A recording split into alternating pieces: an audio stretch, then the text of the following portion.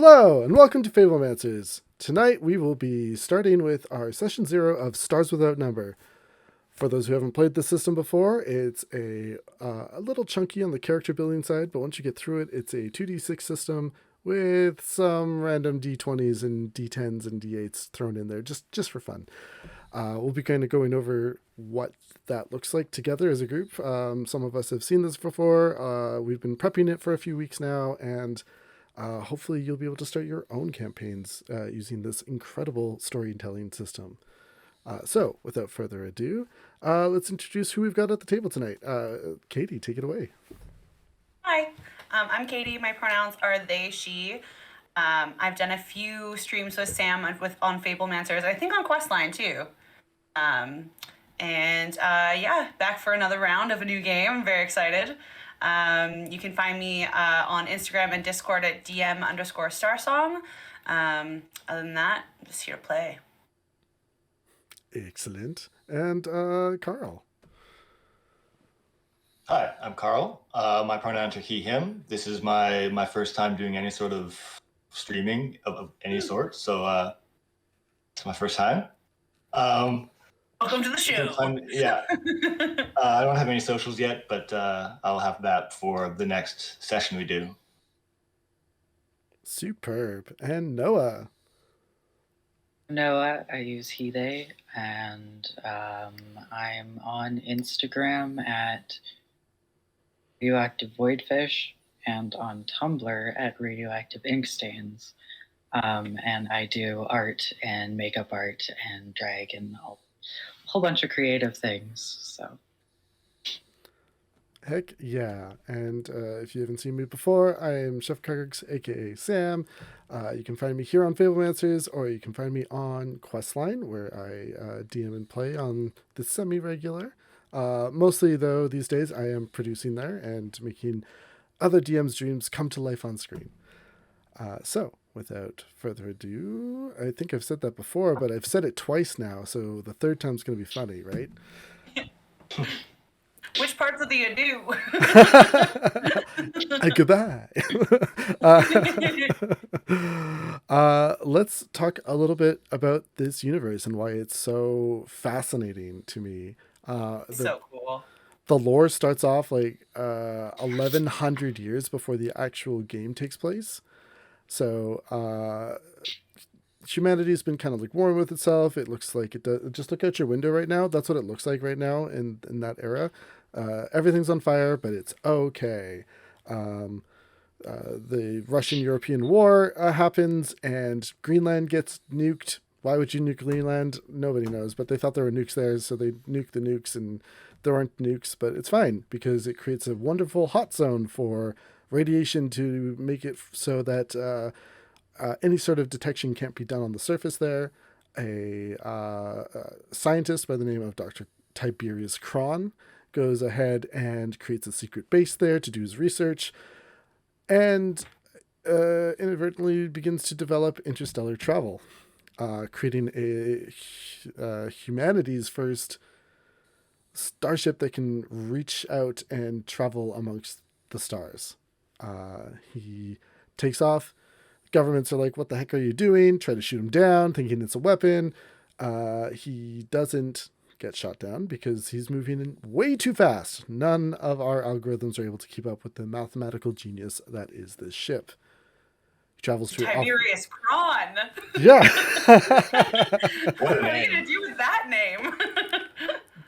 History. It was meant to be history. Oh yeah. Travels to Alpha Centauri, does a bunch of cataloging and studies, and then makes the return journey. Says, hey, Earth, I was here. Here's all my data from that to prove that I actually did it. Now, I'm going to fuck off out of here, and here's all of the information to make your own jump drives. Good luck. Bye. And so humanity changed from going, why are we fighting over resources on Earth when we've got infinite stars to go and conquer and pollute and do human things to. Took us a while to become a little more enlightened than we are. Some say we never did become more enlightened and we just got arisen a little too quickly, but we'll leave that for the storybooks. I can't tell if Tiberius Kron is like the big bad evil guy or like the Jesus or both. I guess it depends on how you feel about Jesus, but like, I mean, yes, absolutely. Like so many religions were spawned because of his actions, and oh yeah, a lot of people are questioning like, how did he gain this knowledge of metaspace? Is what it's called, because it's so theoretical. It's all theoretical, and the fact that you can just like conceptualize this and then conceptualize a way of traveling in a bubble that takes real space through metaspace, maybe a little help, maybe a little alien intervention from other cells, or and Jesus. or maybe it's a first contact situation, like went back in time, taught themselves how to time travel and explore the stars, and oh god, that's really complicated. The Ancient Aliens episode in the year 3000 about Tiberius Wiles. Yes. I teach temporal mechanics on Thursdays. It's not Thursday. So yeah, humanity goes out, starts to explore the stars, starts to colonize other worlds, and eventually we find a world that has alien life on it, and that's very interesting. And they're not alive anymore, but they're also very humanoid. Like they look a little bit like us. They've got 4 limbs, heads. They breathe oxygen. Some people say that the reason that other aliens look so much like us is because that's the optimal life form to evolve in an oxygen-rich environment. Other people are just like divine religion stuff, and the creator made us in their image, and blah blah blah. Blah. You debate that. It was crabs. Yes, yeah, I crabs. thought it was crabs was the best shape. Hey, evolution loves a crab. Everything should evolve into a crab. And we will all be crabs. We will all be crabs. Personally, I'm fine with that. Crabs, pretty good form. They're incredible, and like so many medical advancements have been made due to crabs. Not those kind of crabs. Yeah, the ones with the blue blood. Mm-hmm. Yeah. The horseshoe crabs. Yes, yeah. Yeah, blow your mind. Yeah, hopefully we stop overfishing them, but also very important for a lot of procedures. So, Doesn't matter in space. again, these are political points that you can debate at home. Crabs. Don't worry.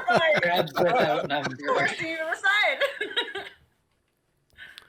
side. So yeah, humanity's out there fucking shit up, doing their thing. They find their first aliens, and unfortunately, they are not at the same technology level as us. They are still in their Bronze Ages and such, and so they look up to us as if we were gods. And oh, do humans love to be gods that are shitty? It's real bad. So then the governments are like back home on Earth, like defending their pile of rubbish, going, "Oh hey, we should still have control of these things somehow. Well, we have ships. Let's go do that." And so they sent their fleet out and put a mandate out that humans need to be less shitty. And if you're going to be shitty humans, you're going to face the wrath of Earth and its collective, and they would destroy everything. So pretty serious threat. They were able to back it up a few times because, humans don't learn. They're stubborn. They think they can do anything and that they're invincible until they're not. Yeah. Again, remember, just look outside your window and you'll see just that right now. So Hubris, Sam, hubris. this mandate was imposed, and so expansion stopped, and this allowed all of these colonies that had established themselves to really become better colonies and expand along their surfaces and become rich with all the minerals and non-polluted areas that they now could offer. Then interstellar travel then became more affordable. We were able to start making ships that the everyday citizen could afford to purchase and fly on throughout the galaxy. So as this started to take place, we had 9 billion people leave Earth. Great for the Earth, really great for the Earth. Stay. Allow the Now Earth it's to... perfect. Yeah, now they're gone. Like, Like, why are you going to space? look at all this space. I mean, Earth is still pretty polluted. We haven't solved that problem at this point in history. We're at like the 2200s right now, and things are good and bad and like going in all directions. This more or less stays the same. So like we have a second expansion now that we've kind of like solidified everything. Everyone's out in space and doing well. That we expand again, and we keep doing this until a terrible event known as the Scream happens and decimates all of our ways of travel, isolating all of our systems and cutting people off from each other. Takes us a little bit to recover from this, and we start to explore the stars once more. So you may come from a planet that was really insular for a couple centuries while they figured out how to get back to space. The space lanes are very dangerous to travel through. So like when you're traveling through metaspace, your whole crew is constantly making calculations to keep you on course and your bubble from breaking down, because you are the real. Everything else is theoretical and crazy and non-existing, and it wants to break down the real and turn you into this entropic force that is metaspace. Once you've flown through successfully through an area, you've started to map it, and the more that lane is used, the easier it is to travel.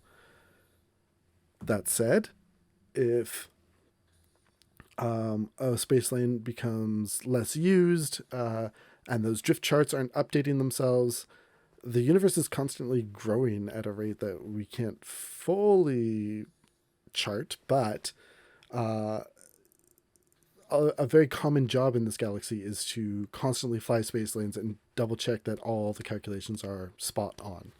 Photographer. Yeah, you make good living that way. For the good there. Even yes, Thank you. Thank you for laughing at my joke. I feel validated. Go on. Genuine laughter too, like not just like ha ha. So yeah, we're in the 3200s now, and there's different empires that are kind of broken off from each other and are separated because of like what happened during the Scream.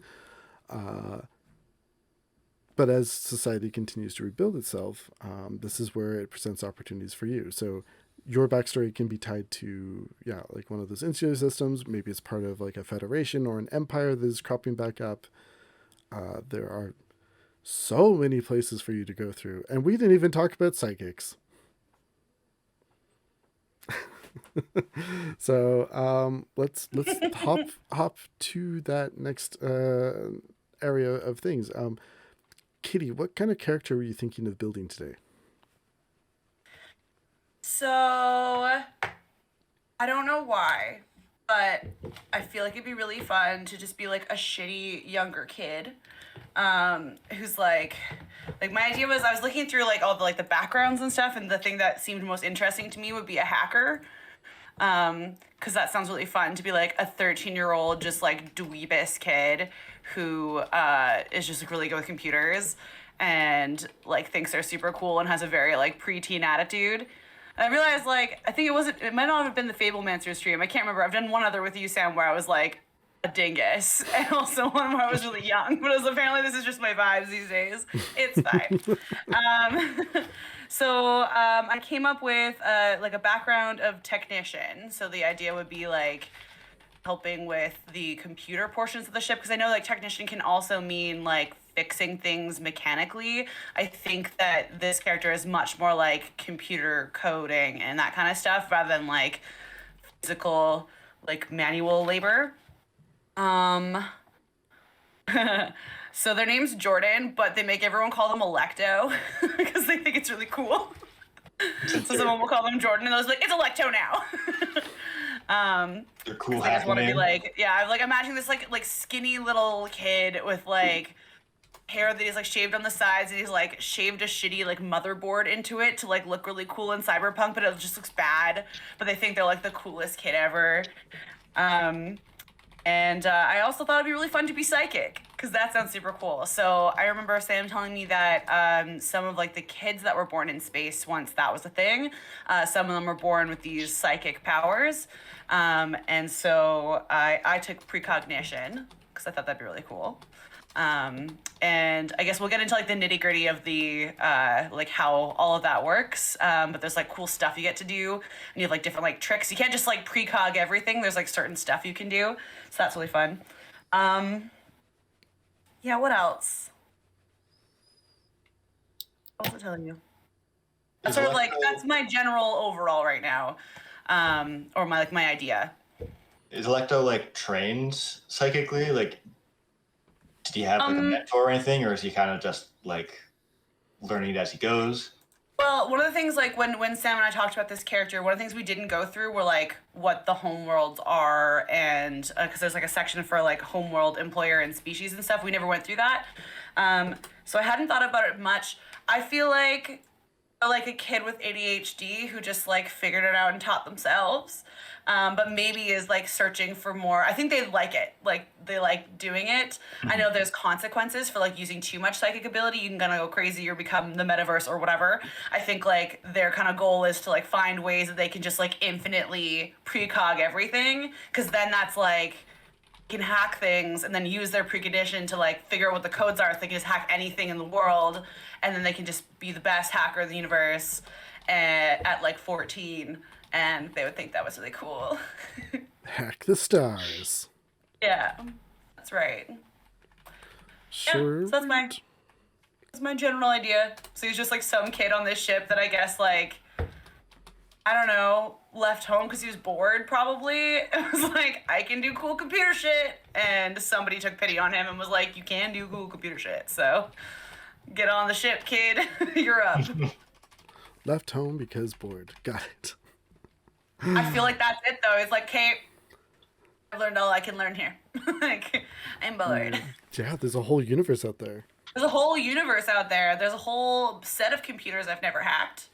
Can I hack into like another ship while it's chasing us? I don't know, but I'm gonna find out. Oh, most certainly. Yeah, continuing. Look, he does now. He thinks he can do anything. He's like, oh yeah, I can hack that. I can hack that. I can hack it. Sweet. Continuing in our order, Carl, who are you going to be playing? So I'm playing a character whose name is Belker Williams.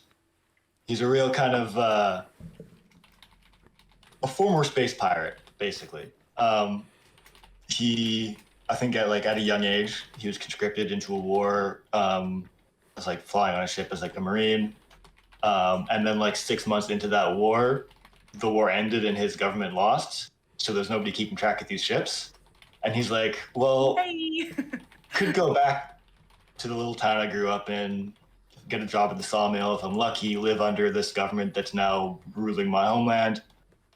Or me and my guys could just take this ship and disappear into space, right? So he took that option. Yo, like my that. guys, we're going into space. Yeah, like all the guys in his unit were just kind of like, let's just take the ship. And ended up for the next several years just doing a combination of like mercenary work / piracy. And now, that was when he was like 18. Now he's like 33. For the last 15 years, he's been kind of bouncing from ship to ship, from contract to contract, from fight to fight. Along the way, he's become real good at piloting and a pretty good shot. But now he's like, I want to stop working for somebody else and start working for me. Come on, like a real independent contractor kind of thing, I want to be Malcolm Reynolds. All you need are like 10 friends, and they need to like get 10 more friends, and those 10 friends that they get 10 more, and everybody's their own boss. Yeah. Except that you have to have 10 friends, which I know none of us do. Oh. Is that the spaceship? It's a pyramid scheme. I know. Okay. Well, now I know. I was like, what? Pampered We all space know. man. And yeah, I mean, at this point, I think we haven't really talked about how our characters know each other, but in some way we've all ended up on this ship together, and somewhere between him deciding to give up the piracy life for being a very legitimate businessman, Super legitimate. and now he's met up with these people, and I think we'll probably work that out soon. Yeah. What does he look like? Oh, he's a kind of like tall, broad guy, early 30s, right? But pretty heavily receding hairline, like kind of like an early receding hairline sort of thing. And he tries to cover it by like buzzing the head, but it's very much like the hairline's up here. Big mustache, tons of tattoos, like up the neck, on the hands, fully down the arms. Usually wearing just like ship's coveralls type stuff with the sleeves rolled up, with like colorful tattoos all down the arms and stretched ears, tattoos up the neck, all that kind of stuff. And yeah, just kind of big mustachioed tattooed guy. I bet that Electo like looks up to him and is like really wants a tattoo, but is like wicked scared of needles because he doesn't like physical stuff. Yeah. And like buzzed his head to match yours, but then like carved the little like motherboard into it to like have his own like, yeah, I have cool shit too. Yeah, and I think It's like a tattoo. he's been on ships for pretty much his entire adult life, so he's picked up all the sort of like nautical superstitions and stuff, and he's just like he's got little lucky charms on like everything. He's got one like above his pilot station. He's got one on his gun. His room is covered in like little lucky charms and doodles he's done out of boredom and that kind of stuff. So he's just like he's been basically a sailor his whole life, right? So yeah.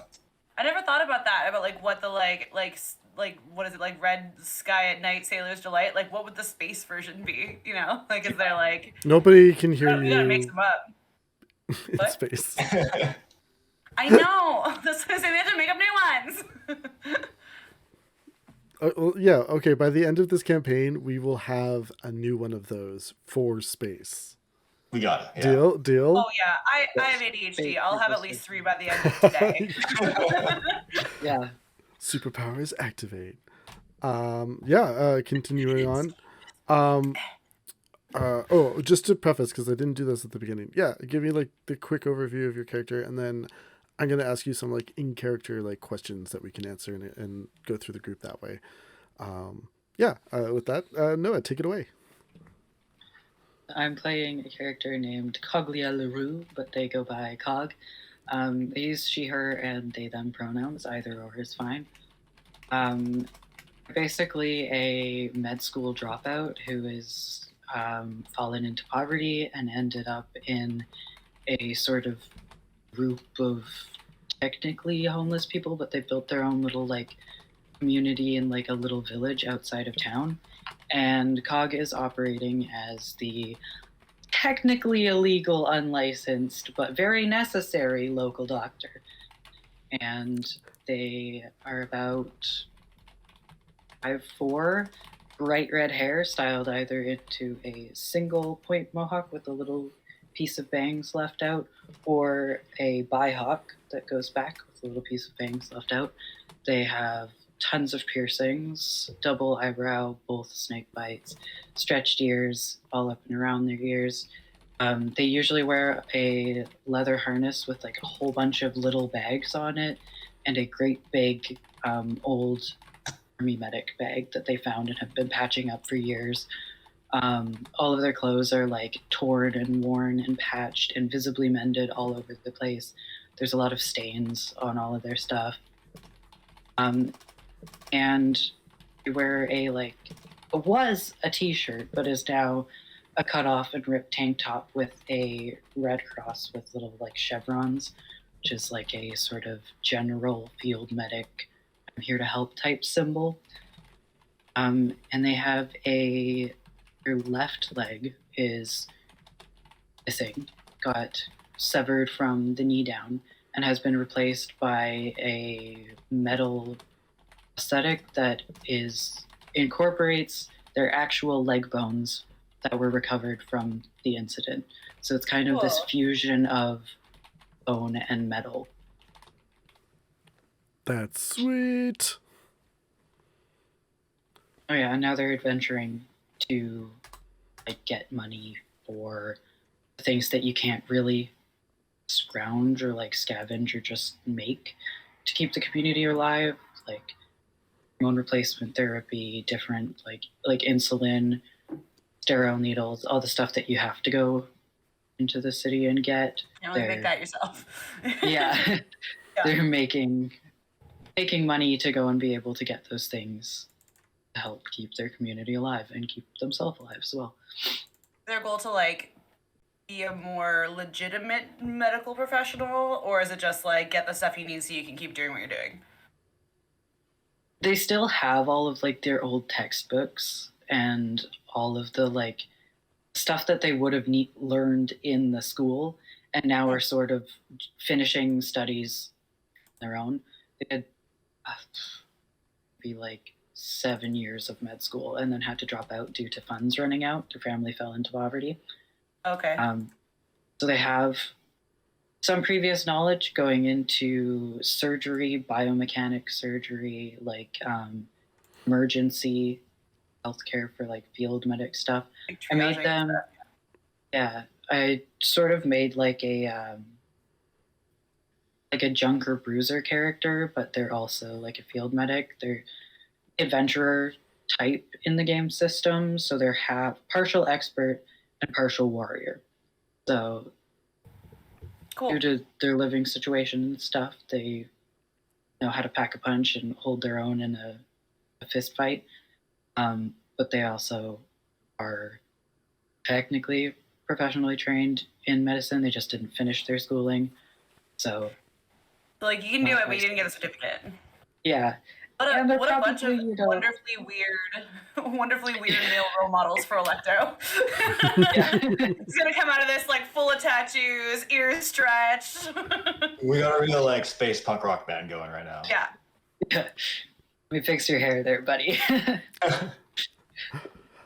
And I'll say next week we will be joined by one more player, and we'll reveal their character at that point.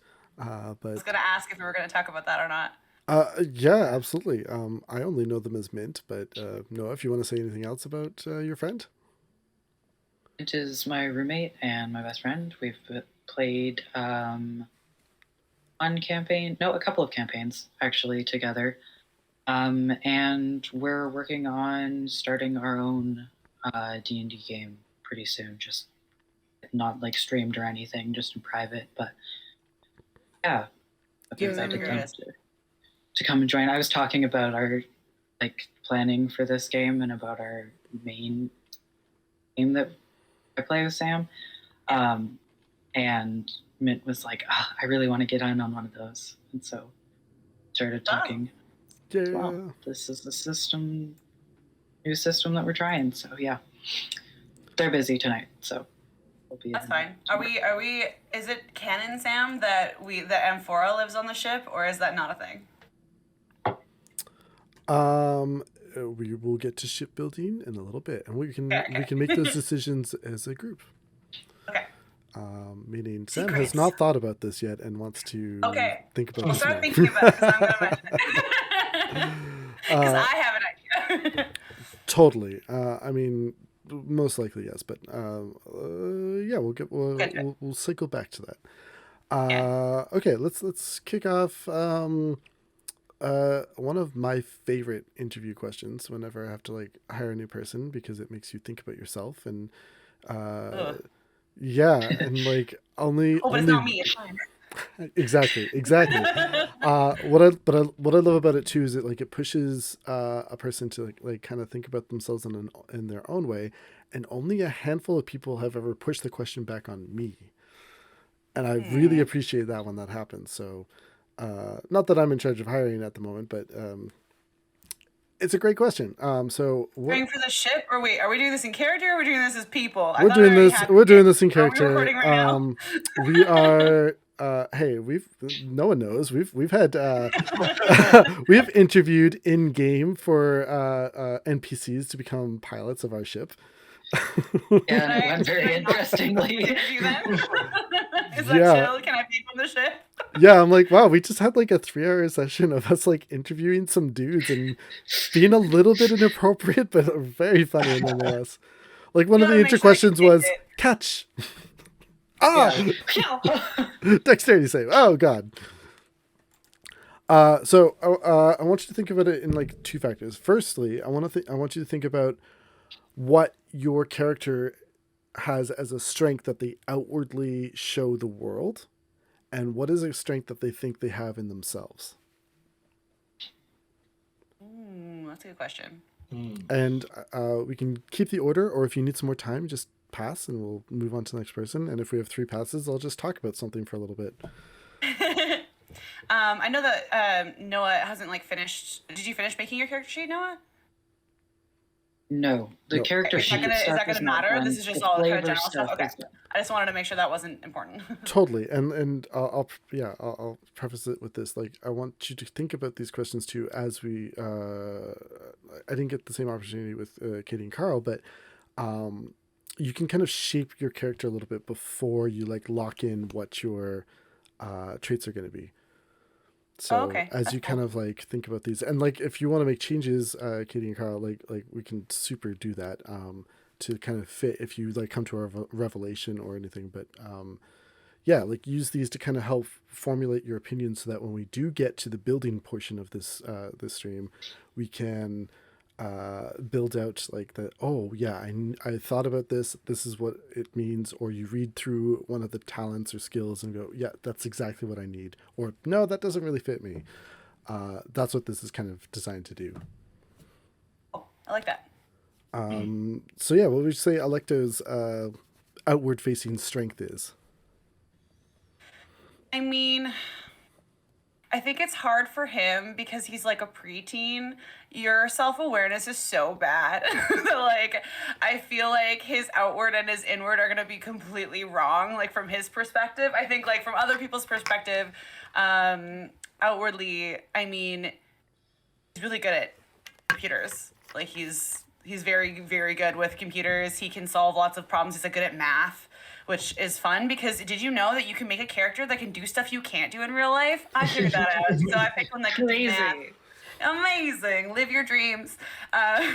What, you can have your character flirt with things and know how they're actually successful? Oh my god. Oh my god. Yeah, so I think that like I mean outwardly like I don't know, like the strengths that they put out, I feel like a lot of people kind of just look at him like he's a big dweeb. Like he looks like he's like a cocky kid who probably doesn't know how to do a lot of things, but then like the minute you get like a computer in front of him, I think it's like it's out of this world, real good at stuff, really good at like problem solving. He thinks his strengths are, I don't know. I feel like it's that preteen thing where you think you're better than everybody, but you also kind of hate yourself, you know? Mm-hmm. That's also just the life thing. But, like, yeah, I think that he thinks he's pulling off the cool, but is always worried that he's not pulling off the cool. I think that he's confident in his abilities, though. Like, I think, like, he knows he's good at this. And that will get him the chicks. Probably. Yeah. Sounds good. Yeah, how does Belker, was it Belker, right? No. Belker, yeah. Yeah, okay. Elker. I did write this down. What was I the just last was name again? flipping through. Belker Williams. Belker Williams. What's your outward facing strength? I think Belker's outward facing strength is just being cool under pressure. He's just totally unfazed. I mean, he's lived his life getting in gunfights and flying ships in illegal circumstances. You know, he's just like cool, calm, collected, and I think that's the thing he tries to really project is just that like he's just that he doesn't get upset easily. He doesn't like freak out or anything. He's always just like eye on the ball. Nice. Yeah, like that veteran, that experience that shines through. Mm-hmm. Yeah, helpful. But what does he think his strength is? I think he thinks that his strength is being flexible, that like he's always made the best out of a bad situation. Um, that he turned getting conscripted into like having a cool life flying around the stars, doing space piracy. And then he turned that into like eventually getting on this ship as like his own ship and like being able to adapt to different circumstances. I think he's not as good at it as he thinks he is. Because he kind of just flies and shoots, and that's kind of the two big things he does. And like put him in a situation where there's not those options and he's going to struggle. But like to himself, he likes to think of himself as like an adaptable person. Nice. Yeah. That feels like a fit. Yeah. How about is it Coglia with an IA or Coglia like an LEA, or am I way off base? Just Cog works. Just It's spelled with an LIA. Always introduce themselves as Cog. Coglia just is for like my government records. name. Gotcha. Cog is a fantastic name. I really like that. Super cool. What is your outward facing strength? Probably their affinity for learning, their like ability to pick up and absorb information really quickly, and the way that they sort of show that is with their like medical achievements and their like just the textbook that I've read 3 times and all of that. Personally, she would say her intuition.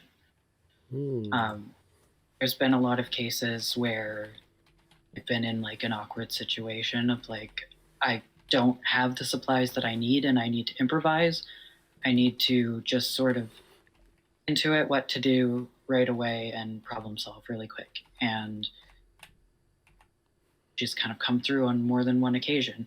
Obviously, some fuck ups here and there, but for the most part, there have been quite a few cases where she's been like, wow, that actually worked. I feel like I didn't know what I was doing getting into it, but I trusted that I do know. nice. And it worked.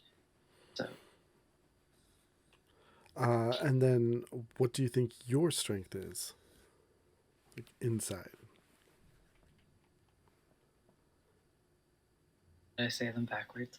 That's what I meant to be the inside one. Okay, yeah, no, totally. Yeah, so like I feel like you like that, just like relying on that talent and knowledge of repetition and study, and you know your shit, like that's what you that's your like anchor, like part of like what makes you you. But what do other people see in you then? Other people would see somebody with a lot of like ambition and strive to do better and help people. Like within their community, a lot of the people see Cog as this sort of determined force to fix things. They really want to fix things, and in their community, that's people, and robotic like limbs and stuff. So yeah, probably just their drive to fix stuff to make things better and grow as a person. Amazing. Cycling back to the top, we're gonna change up to a different question. For Alecto, what do you think his weakness is? And this is something I want each of you to think of your characters as unaware of. I mean, he's cocky, I think. Mm-hmm.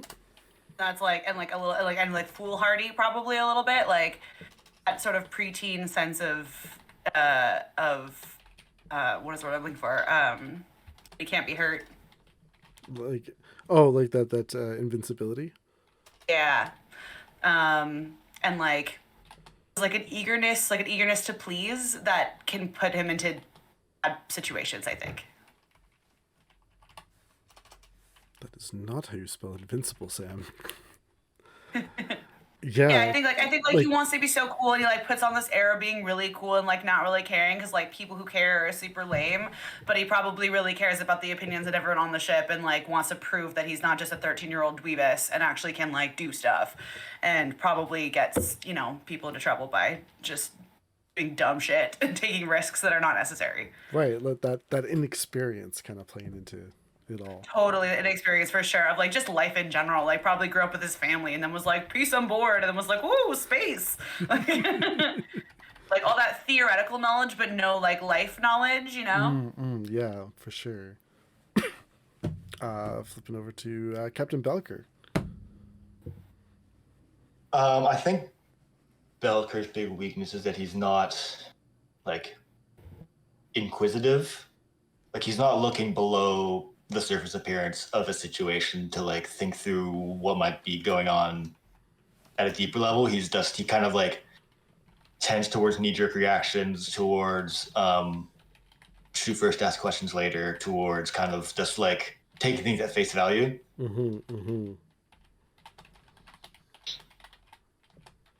Yeah, because like that would be like kind of just you believe so much in falling back on your experience that yeah you can just walk into a situation and figure it out as you go. Yeah, it's just sort of like there's a confidence to it that almost like hamstrings him in a way where he just like assumes he can figure it out and doesn't have to think too deeply about it. So we're just a bunch of boys on a ship. We're gonna fucking fail. Bros on a ship, fucking things up. Let's go. How does Cog feel about or like what's Cog's weakness? Probably their frustration and anger leading to recklessness. They have this strong idea of what they believe to be right and just, and in the face of injustice, they can become kind of a bulldozer, just wanting to like attack and take down whatever they see as being wrong right then, right there. Like, I'm going for it, I'm figuring it out, and that can lead to them maybe not being exactly tactful all the time, not being the most calculated or planning great. So, yeah. We all have the same weakness. We are all Chaotic reckless. assholes. Oh, I'm going to enjoy this. Woo! I'm going to run to the washroom if that's okay. Yeah, go for it. I wonder if like if that's the case, maybe it's more interesting if like my character's actually just a big scaredy cat. I If mean, everyone else is like bold and commandeering, like maybe it's more fun if my character is like a little bitch. It's like, yeah, I'll stay back here and like stuff on my iPad. Like, what is this? Yeah, that might be interesting because that like then you have that thing where like they're really like trying hard to be cool personality, but like when and like push not comes to made shove, it's like Yeah. wait. What if we don't go in that route? You know, like like or like you could go first because you Yeah. know you have a gun. yeah. Yeah, I like that. I'm gonna change it because I feel like us all having the sort of same thing is gonna be kind of boring, and that sounds more dweebus-like to me. Sounds good. Then Sounds one good. day he's gonna like get over it and just like do something absolutely at shit, and it's gonna put the entire crew in jeopardy. And he's like, "I did it! I was headstrong." And we're out of fuel. Careening towards this asteroid, but we got the enemy. Yep. Well, let's take this bit to talk a little bit about psychic powers and kind of how they developed. Yeah. So as humanity took to the stars and kids started being born in space, if you've seen The Expanse, super cool, belters, highly recommend. You know that being born in space, like your bones are going to have lower density and get elongated because there's no gravity. Like you need a different body shape, and your bodies are going to start to evolve and take on this environment. So what we were finding is that about 1 in 10,000 kids that were born in space had incredible abilities, and these ranged greatly from being able to do like telekinesis to precognition to some pretty scary shit. That said, a lot of these psychics were a little overpowered, so much so that they would burn out their synapses and kill themselves if they used their powers too much. So people that had them were revered, but they would only use their powers in extreme situations, knowing that using your power one time could be your last. So, of course, this is when evil government types step in and start abducting children for medical research. As you do.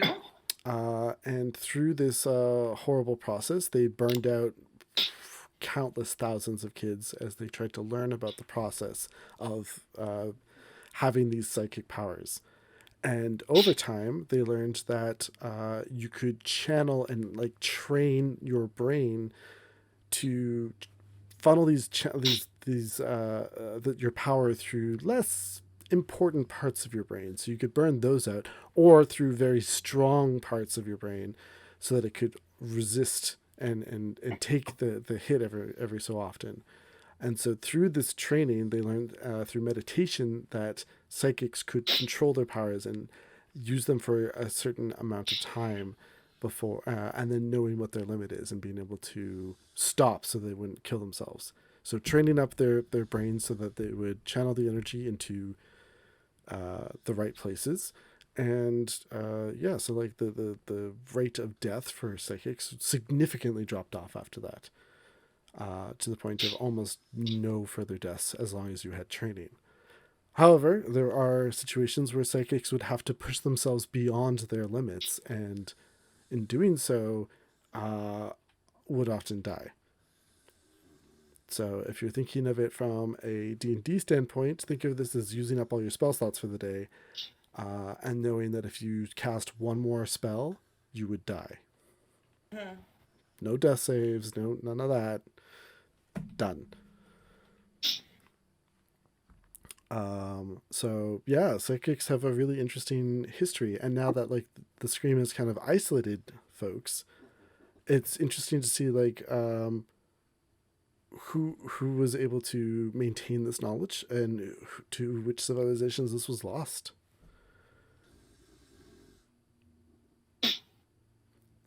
We know that Electo is very interested in their precognition powers and things along that line, and has had the training during their youth. Youth these days. I think.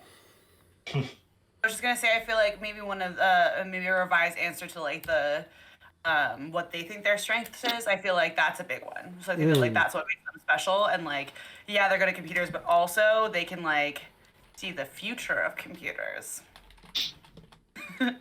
Exactly. Oh, absolutely.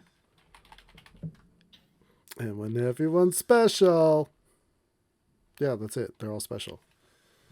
Everyone's special. Woo! All little pieces of stardust. While you were out, Noah, we just did a quick little thing about psychics, and we'll get back into kind of our character questions. Okay, let's pull these back up.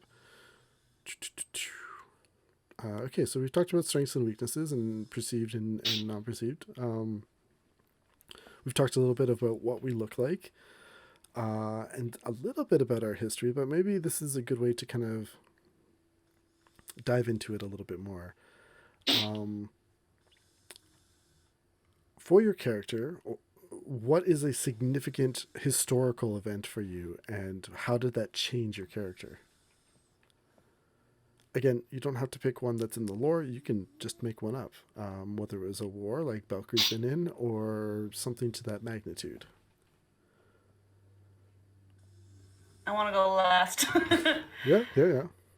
Carl, do you feel like speaking about Belker first, since you were in a war and maybe that's the one that influenced you the most? Yeah, I mean, I think in Belker's past, even though he was like conscripted into this war, he didn't see much action. It was like he got trained, got up there, and then the war ended. But the really significant thing for him was not the war or the training or anything, but it was the decision to act, to like take this ship and decide, you know what? There's no government anymore. They're not looking at us. They're not tracking. Nobody knows where we're going. So like, we can just do this thing. And like that's the really like formative moment for him is like after the war's over, the decision to act and to take the ship and to just disappear into space. Yeah, I mean that's pretty significant in terms of events. Yeah, a major war. Do you have a name for the war? Um, no, I have a home world here. Mm-hmm. Um, I was thinking he's from a planet called New Cascadia. I don't know. See, I'm not like super familiar with the history of the area or anything, but like maybe it was just a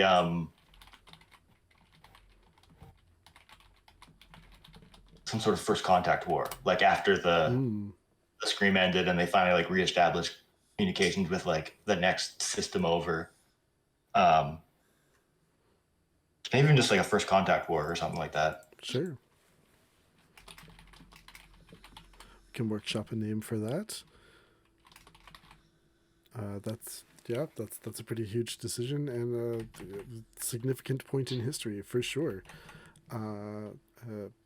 What about Cog? What kind of shaped their history? I think that a couple of years after Cog entered university, there was a complete market crash that is the reason why their family really started, like, their funds started declining. They grew up in one of those, like, upper lower class households that are trying so hard to pretend that they're upper middle class and almost rich, but they're not. They just are trying so hard to keep up appearances, and so got sent to this fancy medical university for biomechanics, and the market crashed, stock market crashed, economy crashed in the area, and it was gone. They had none left, and so it just basically subsided on fumes until their family just had absolutely nothing left, and they ended up having to move out of the city and into this small community outside of town. So it like completely changed their life and changed their circumstance and changed what they were going to be and what they were going to do with their life and how they were going to contribute to the people around them. And a lot of their political views changed in that time as well. Yeah, that's a huge time of formation and a massive goodbye words. They're just gone. Yep, that's it. Adversity. Words are hard. Yeah, facing that level of adversity, especially like at a young age, is crazy difficult. But it's also a way that it shapes you. It can make you a better person too if you choose to step out of it like that, or have the privilege to step out of it that way too. Sweet. Other than just like a market crash, like, do you have a name for this, like the depression or? The crash of 28, 2228. Beautiful.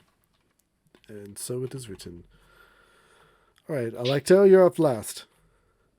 I have a proposal, and it's not quite the same, but again, I'm looking at it from like a preteen perspective of like they wouldn't give a fuck if there was a market crash or a war or something. It wouldn't really necessarily affect them as much, and I don't want to give them like a tragic backstory necessarily. But my idea is that like they come from a sort of like low tech planet that's probably more like maybe they have like resources instead, like a coal mining thing or like the lumber. I don't know. I'm not really sure. I don't really understand yet exactly how all these planets work, but here we are. And so like being a sort of like lower scale planet, someone would have to have like been like flown to the planet to like teach Electo or Jordan at the time about their like psychic powers and stuff, and it would have been like a government official of some kind.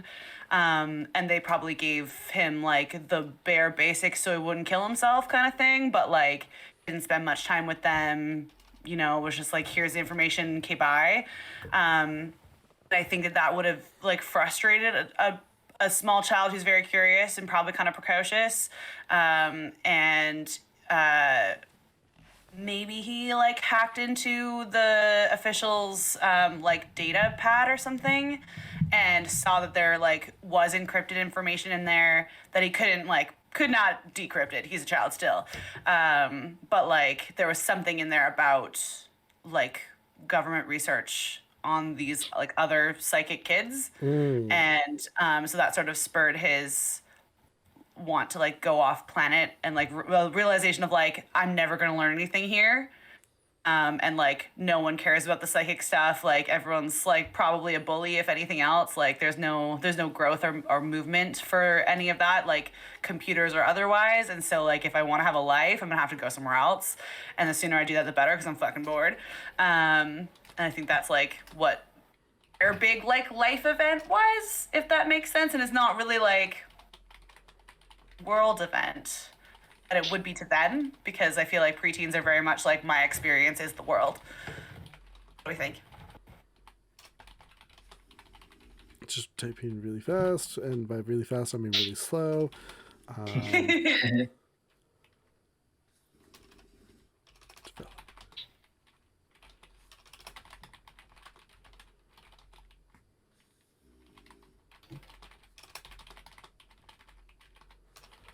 I had a brainwave, and I am so excited to dive into that eventually. I'm gonna wait a few sessions Cool. before we do it, but yeah, that really like sparked a story idea for me about what Electo could do, especially like government officials and like giving you just enough training, but like not quite enough. Maybe I missed that as I was typing, but did you say like you took like a device or something from this government guy, and that's kind of how you Either started like to either like took it from them physically somehow, or like was able to hack into their like compad or something. And then like there was lots of encryption, so couldn't decrypt most of it probably because it was like high security, like they weren't an amazing hacker at that point, but like saw bits and pieces of like some projects called something or whatever, and just like knows that there's more information out there and like more training available, or like I think that what Electro really wants is just to be able to like psychic all the time. And the fact that someone's like, you can't do that though because you'll like physically explode into just the metaverse or whatever, is like annoying to them. And so he's just like, no, I'm gonna find a way to be the coolest psychicist hacker in the world. And that's that. Dabs all the time, so get ready. I'm so ready. Oh yeah, he does. Also, I've come up with 2 nautical sayings, if anyone would like to hear them. Let's go. Yes, please. Okay. I can't remember what the original one. I think it's called Caught Between the Devil and the Deep Blue, I think is like the first saying. So I've got caught between the devil and the deep dark expanse. And then the other one is pull the anchor and the ship will sail, meaning like just remove any like obstacle and it'll happen. So engage the engines and the ship will fly. Sweet. Basic changes, but I'm pretty proud of myself. I like that a lot. Engage the engines and the ship will fly. Like, Yeah. come on. Sure will. That's fantastic. Okay.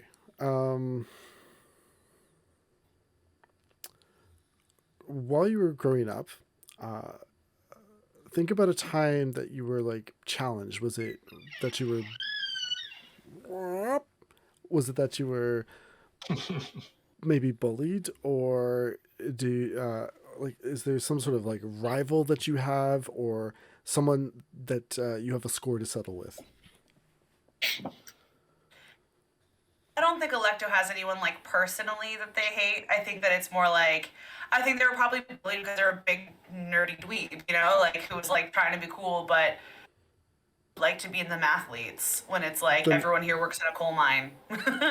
Flip it then. Who hates you? I'm gonna think about that. Okay. Come back. Yeah. Belker.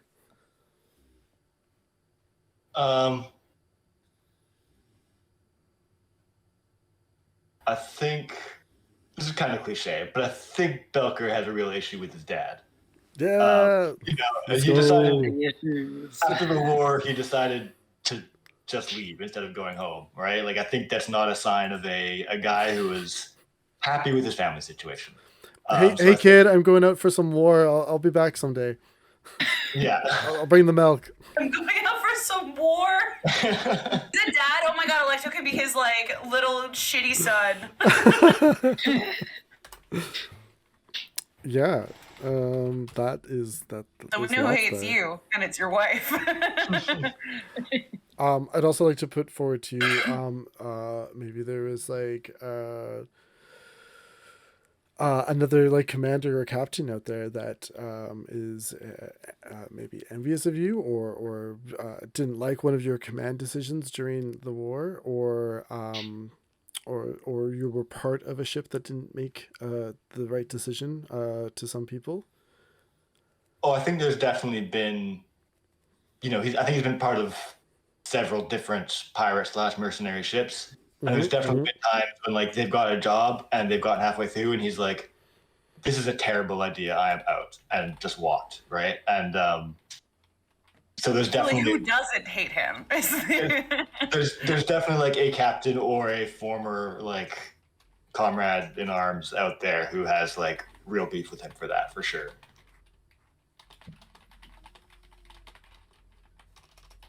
For Electo, I feel like it's either the like government official who's like compad he hacked, they probably would have known that, like eventually found out that he hacked it. And so like that could be something, I don't know. Or else like I feel like he's like mad at his parents because his parents probably were like, don't get into the psychic stuff, like, and they probably heard about like the kids that were all taken away and studied and stuff, and so like trying to like suppress all of their potential to keep them like normal, like just stay here and live and like mine coal. And so, preteen Electo is like, you're the best of me, you're my real mom, me. Trying to hold me back, you're jealous of my powers. That's not the voice I'm using, don't worry. I don't understand, Mom. You don't understand, Mom. Which I think is, I don't know, it's kind of a boring choice. I like the idea that like maybe that put Electo like on the radar of one of the like government officials. And was like, okay, so they now know something, or like, but it would be like they flew away first before they sort of figured it out. They would like found out later and been like, oh, they like saw some of this information. How'd they even do that? Like this hick kid from Coal Town. And Yeah. so maybe that, I don't know. I can't think of anything else that's like interesting, like a childhood bully or like, I don't know. Nope, it's good. It's good. We got lots there. Okay, diving in more into like the conflict side of it. Do you have any prejudices? Wait, we didn't do Noah for the did I miss it? Oops, I'm sorry. We didn't do Noah. It was the interjection that got me. I'm so sorry. That's okay. Sorry, I was like, am I having ADHD or like did we skip it? I don't know. ADHD's to the rescue. Yeah, who does Cog have beef with, or who has beef with Cog? General authority figures. Cog does not like being told like what to do, how to do it, who to be, like, because they grew up with a lot of that, a lot of you need to be more than you are, and this implication that they're not good enough as they are. So they just generally hate anyone who tries to assert themselves as like, I am the authority of you and I get to say you need to do and what you need to be. So pretty much anyone in that position they'll be like skeptical of, but the more that they are expected to see that person in that position, like cops or officials or like any sort of government figure, they will be even more combative toward, because they're like, I know that you think that you get to decide this, but I don't. So they just have general beef with basically anyone who asserts themselves as an authority figure. Amazing. Yeah, stick it to the authority. I like that the last space RPG that I did with Fablemancers, I also hated a corporation, and now I maybe hate the government. So really just ramping up. Soon we will fight capitalism once more. I don't think I hate the government though. I think Electo like is curious. I don't think he's like, oh, governments are bad. I think it's just like I want to know what they know. Okay, now that we have that answered, what are Jordan's prejudices? It's Prejudices? Electo. Electo. It's Electo now. Prejudices. He's probably like a little bit elitist when it comes to intelligence. He's probably like he's one of those kids that like was smart when they were younger, and so it's a little bit like, oh, you can't do trigonometry. I can do that when I was 5. Amazing. Yeah, that's great. I feel like other than that, they're probably pretty like open to like, I don't know, like different cultures and races and stuff. Probably like accidentally insensitive just because he's not seeing anything, just like microaggressions, just like casual racism because he's like, can I touch your hair? It's made out of weird tentacles. Like, but Kid. yeah, he definitely like hides behind his intelligence a lot and is probably a bit like, oh, you're a sub level of intelligence. Never mind, I won't try to explain it to you. Amazing. How's Belker feel about this? I think Belker's the opposite, where like he values kind of like in the moment competence over any sort of book smart or knowledge. He's lived a life where like losing your cool gets people killed, kind of thing. So like being able to like handle things as they happen to him is going to be way more important, and like having all your highfalutin book smarts is like cool. Highfalutin How helpful is that? It was highfalutin book smart. Book smarts. Are you gonna have an accent for this character, Carl? Because I really think you should. Something. It's not going to be like a southern accent. I think that's like too on the nose. It's too Malcolm Reynolds. Yeah. What's your prejudice, though? Oh, just like that thing of like, I guess half resenting and half not caring about how much you know. Like it's sort of like a little bit of prejudice against people who are very educated, book smart, know all the things, but like can't handle themselves. Oh man, Electa's gonna work so hard to get your approval, and he's never gonna quite get it. He's so smart and so incompetent.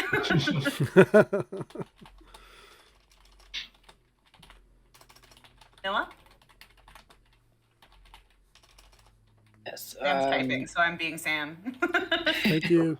Standard Sam. What's I going to say? Yeah, Cog has a bit of a tendency to dehumanize or forget that other people have emotions if they deem them as like not having struggled enough or not having suffered enough or experienced enough. So they sort of try to see people who come from places of privilege or who have sheltered lives and sort of see them as like, well, this person can't possibly understand the depth of human struggle and the depth of human emotion, and tends to not really take those people seriously all the time, even though they really should. So yeah, they sort of have a prejudice against people who are, I guess, sheltered, come from a position of privilege, or in their mind haven't been through enough to like understand or to get it. Not gonna like Electo. Probably just be very like, ugh, yeah, this kid. Stupid kid.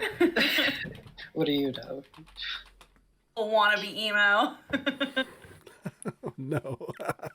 You don't know emo. I was there for the first wave of emo. Oh my god, I'm gonna change my hair so that it's still shaved on the sides like that with the dumb shit in it, but I want like the emo floop. Yes. Hell An yeah. undercut, a hairstyle I had for quite a while. Yeah. And the big like scene kid bangs. I'm here for it. Yes. I'll turn on the yellow card. Um, Those prejudices. let's talk a little bit about family. How are your parents, and did you have siblings?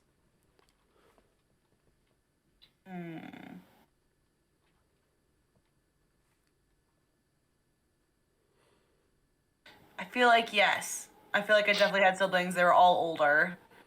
And like big strong dudes who work in the like who are doing what this planet's supposed to do. They all like go work in, I keep saying mine, so I guess that's happening. We're District 13.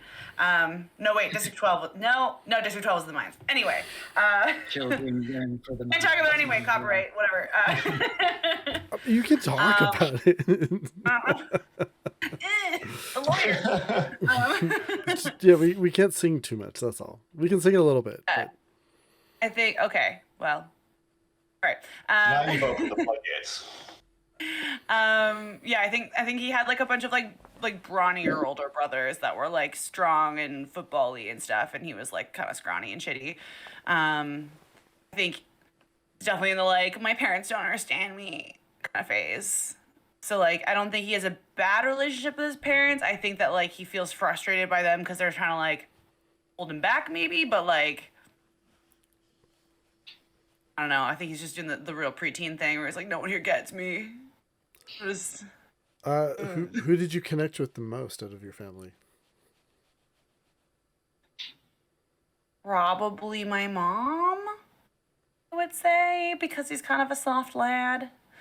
And like she would probably be the most like communicative emotionally than the rest of the family, I think, and would like take pity on him when getting beat up by his brothers and stuff. And so probably I would say that.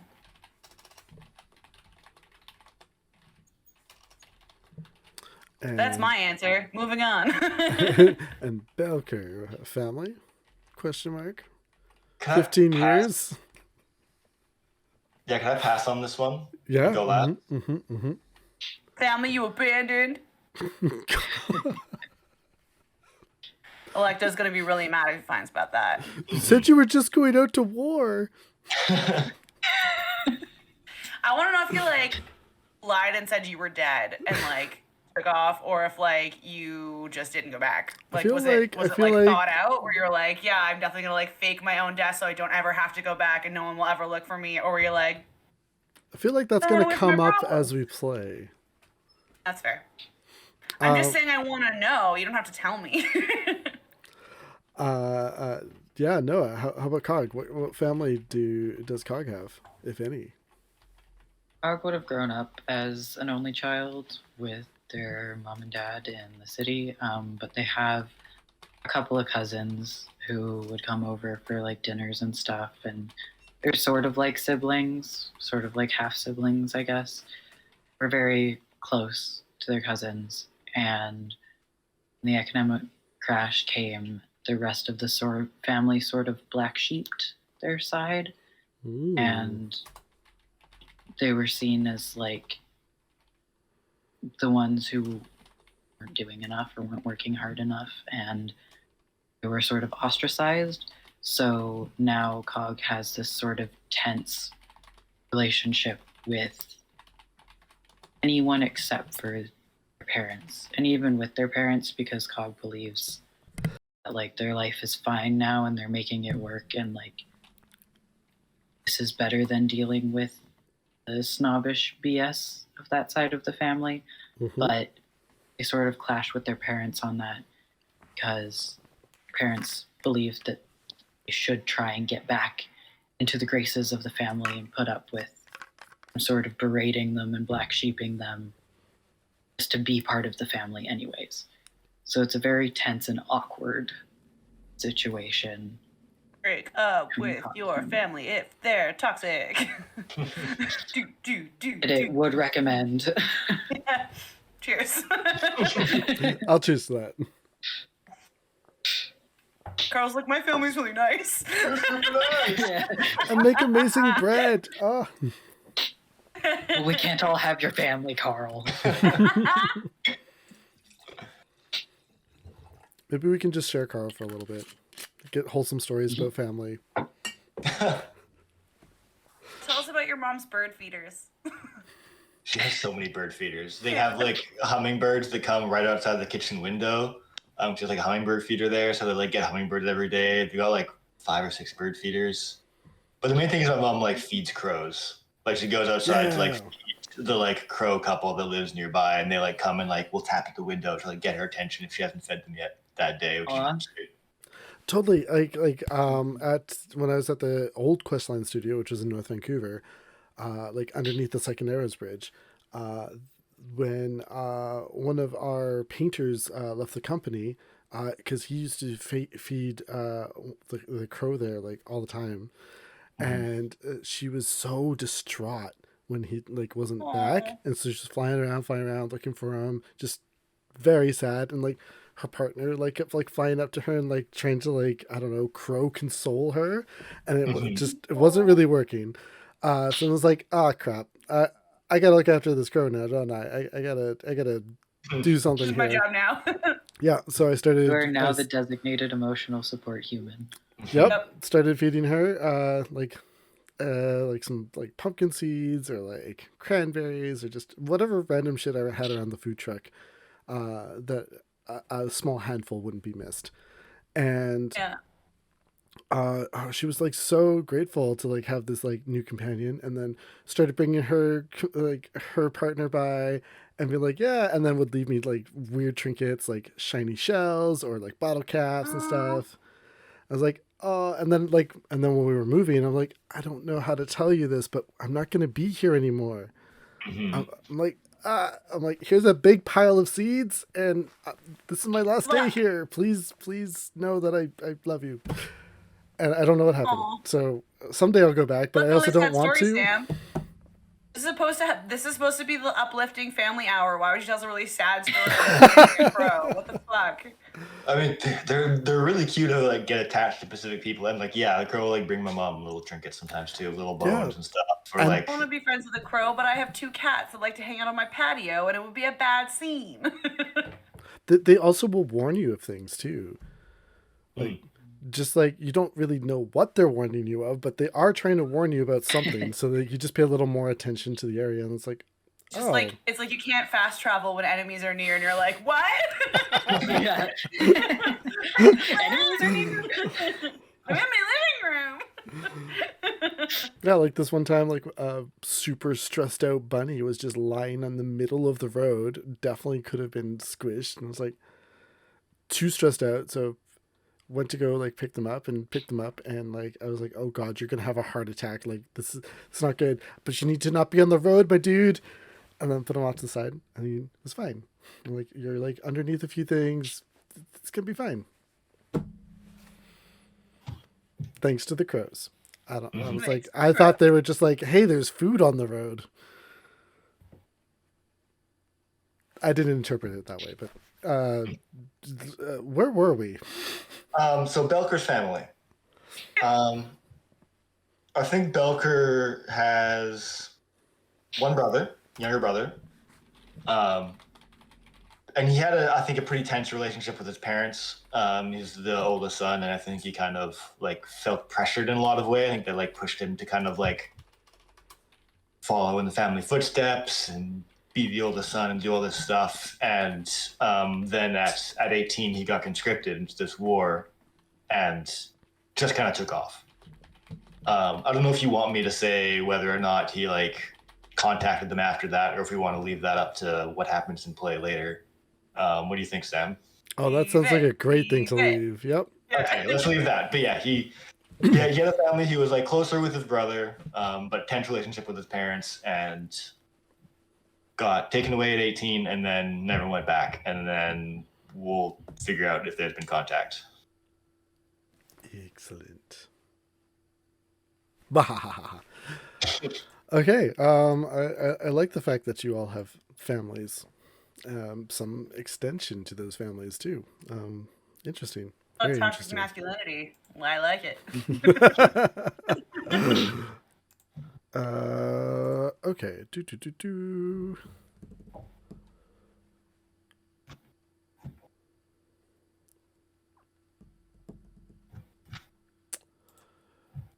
Tell me 3 things that you look for in others when you're forming like a relationship with them.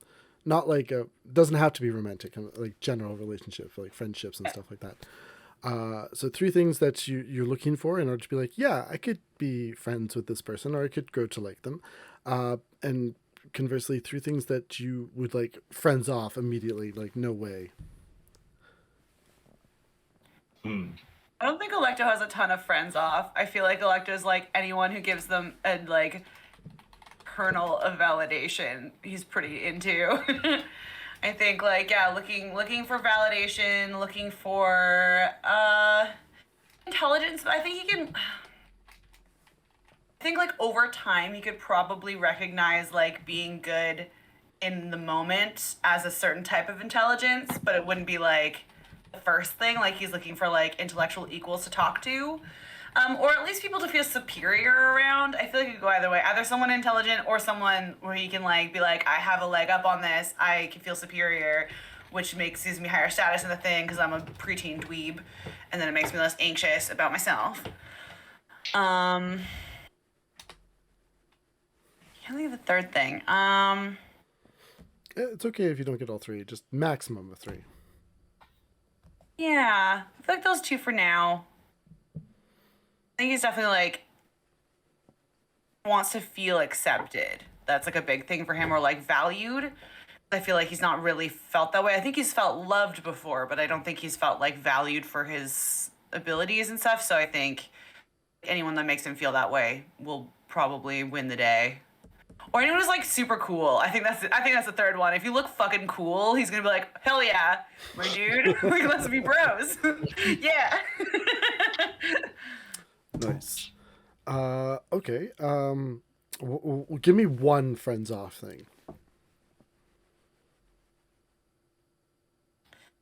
One friends off thing. And we can come back if you want to ruminate for a little bit. Refuse to call me Electo.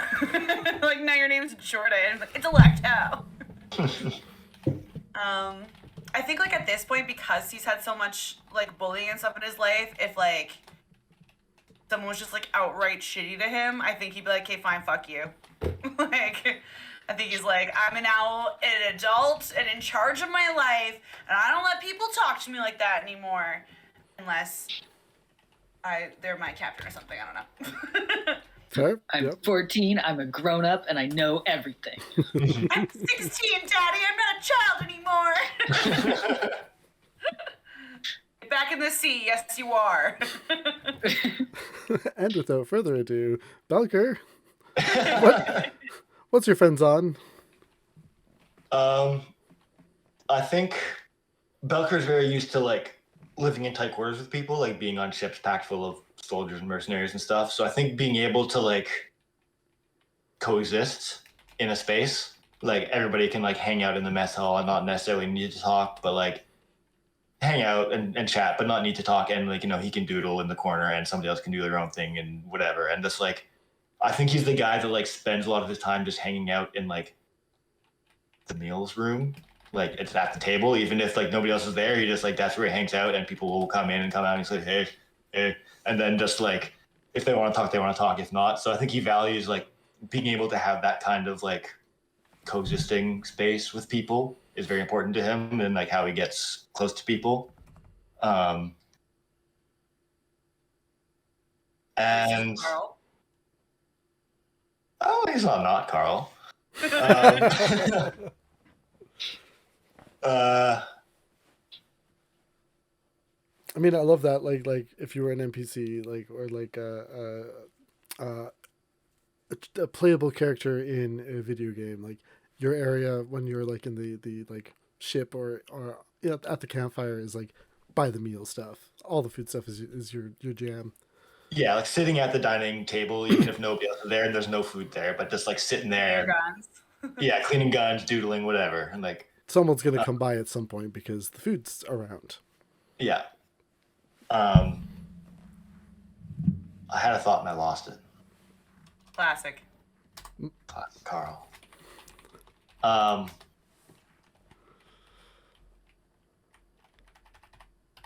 It's gone.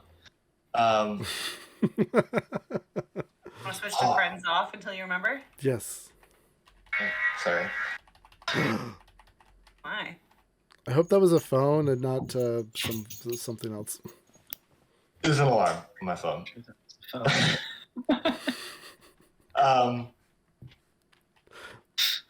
This one time I picked up a bag and it just started vibrating. I'm like, nope, it's yours. It was just a shaver. Oh, it was a toothbrush. I think Belker's friends off is, kind of similar to Electo's, but that's like being, like, telling them what to do, trying to be too much of like the big boss man who's like telling everybody who's in charge and stuff. Like, I think he's not super into that. He might like work for that person, but he's not gonna be friends with them in any way. Yeah. I don't want to get too Firefly, but I also, when I was looking through sailor sayings to try to change them into other sayings, it talked about no Jonahs on board because most like sailors like don't like having religious figures on board. That could also like that's a piece of authority, but that could also be a thing for you. You're like, get out of here, priest. Yeah, because they look down on what you do at sea when it's a ship full of men only. Yep. What? I mean, Electo's just, you know. I mean, if they're a Catholic, that was Skywalker fine, for a no reason, problem. okay? We all know what they do at the Vatican. But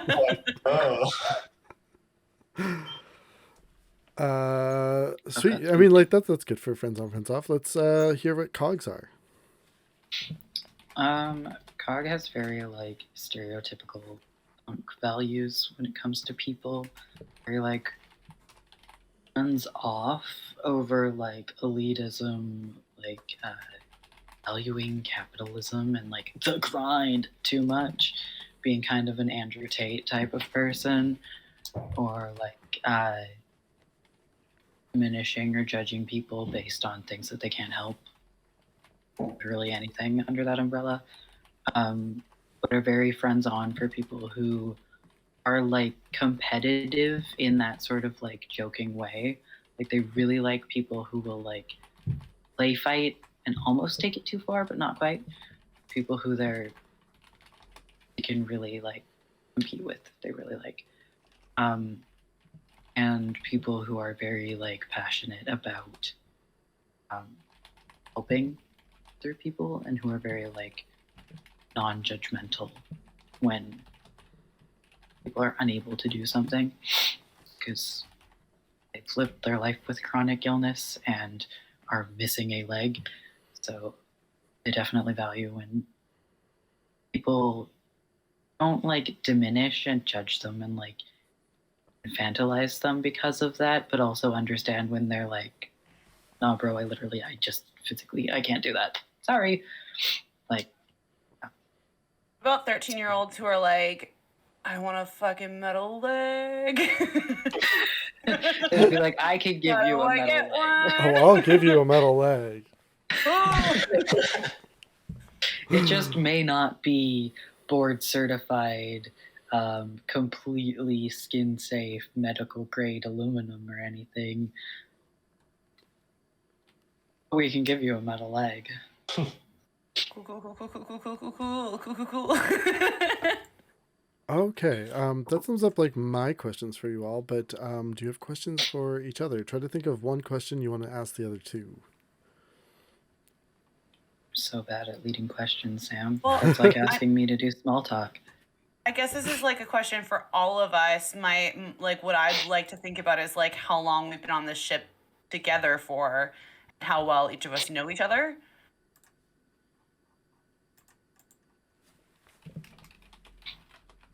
Good. Yes.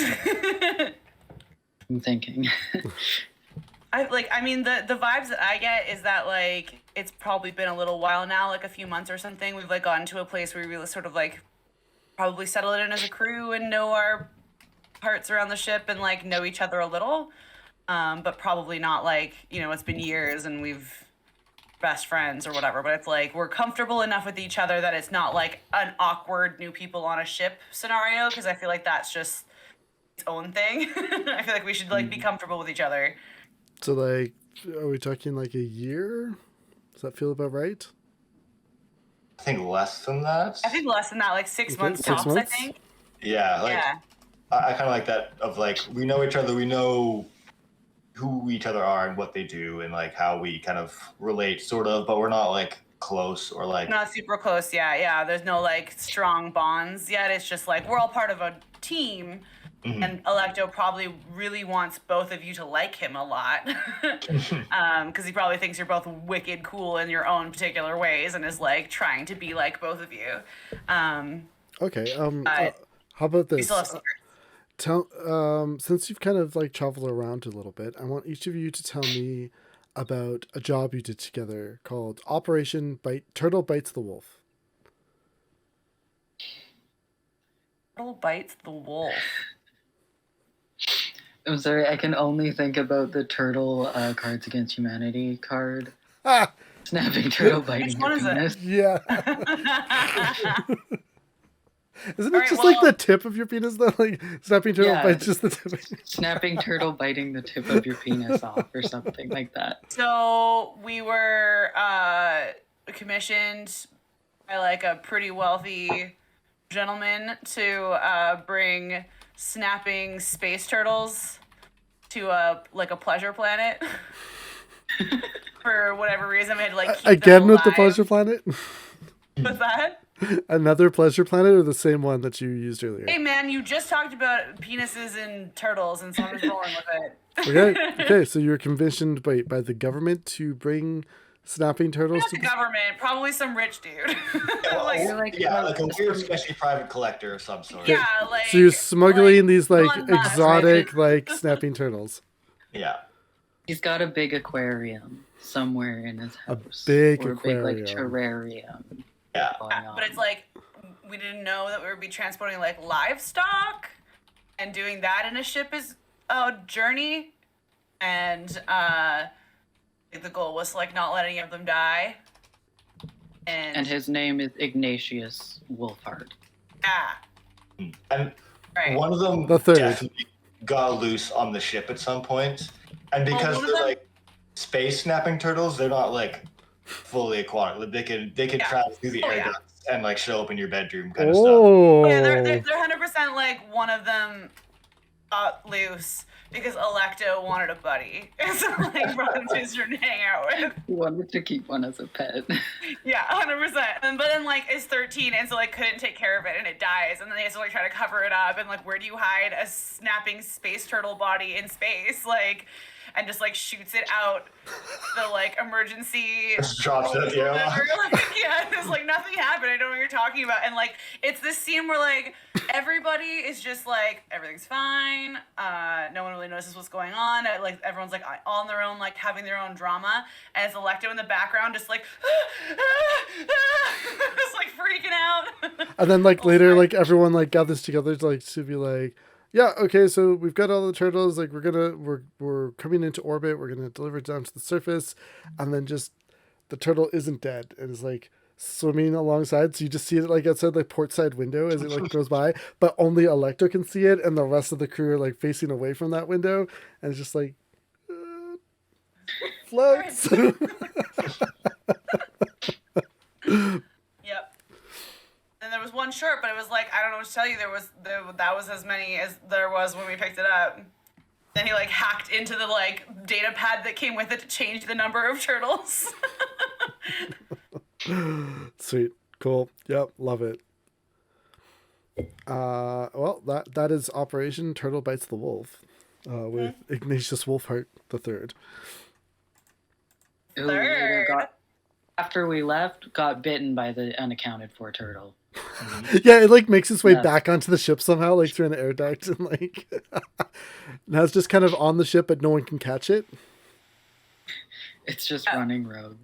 Yeah, but we're like and all you're trying to set up like all these different traps, like It's like how theaters have a ghost, we have a ship turtle instead of a a turtle. ghost. Yeah, his name's Terrence. Terrence. every now and then you'll open up like the laundry compartment, and it's like, oh god. And everyone's like tried to make their own types of traps, like based on their skills. Like yours is like a box and a stick, and Belger's just walked around Cogs with is like, what? Belger's just walked around with his rifle out, like, come here, turtles. And I feel like Electo was definitely like attempted to tackle tackle Belker at some point, so that he doesn't shoot the turtle and be like, "Run, Terrence, run!" Cog set up precarious little traps in a bunch of the different air ducts, but the turtle is very intelligent and almost sentient and was able to Yeah, this is evade no them. normal turtle. Oh, this is a space turtle who can survive and swim through the vacuum of space without propulsion. So It's adapted. Love this turtle so much. I want to catch it and put a little like something on it, so like try to figure out if I can like communicate with the turtle. So at this point, let's switch over quickly to character building and just finalize kind of like our stats and everything. I'm going to switch over to this page, and then Sam's going to remember how to bookmark things and go to character creation. You can do it, Sam. I have a character sheet on my tablet. Did I go too far? I went too far. Know that there's a way to make a. It's at the okay. So there's like the summary of character creation, but like at the end, I think there's like the quick guide to like doing it, and that's what I want to find. But of course, it's not going to appear for me. It's just going to be like, hey, you saw that in your. Page 26 is quick character creation. The Oracle. That was my job. Lovely. That's so useful. So how far along did you end up getting, Noah?